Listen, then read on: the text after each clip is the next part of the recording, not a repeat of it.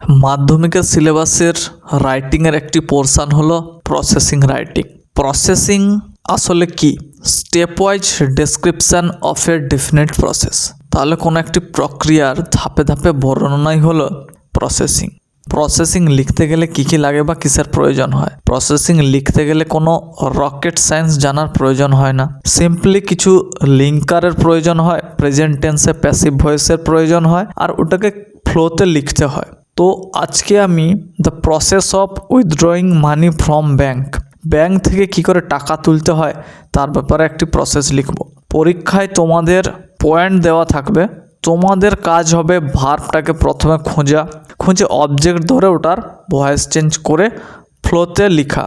তো এখানে পয়েন্ট দেওয়া আছে, take withdrawal form, fill the form, date, place, branch, your name, account number, amount of money to withdraw and your signature. পরের যে পয়েন্টটা দেওয়া আছে সেটা হচ্ছে deposit the form in the cash counter. তারপরে আছে টেক দ্য মানি, লাস্টলি আছে কাউন্ট ইট। যে লিঙ্কারগুলো ইউজ করা হয় সেগুলোর মধ্যে থাকছে first of all, next, after that, then, finally. In our daily life we need money for different purposes. First of all, withdrawal form is taken. Next, the form is filled carefully. That is date, place, branch, your name, account number and amount of money to withdraw are filled, and your signature is done duly. After that, the form is deposited in the cash counter standing in the queue. Then the money is taken. Next, it is counted before leaving the counter. Finally, the required amount is ready to be spent. তো এটা হলো পুরোটা writing. এর তোমরা যদি Bengali meaning জানতে চাও তাও আমি বলে দিচ্ছি।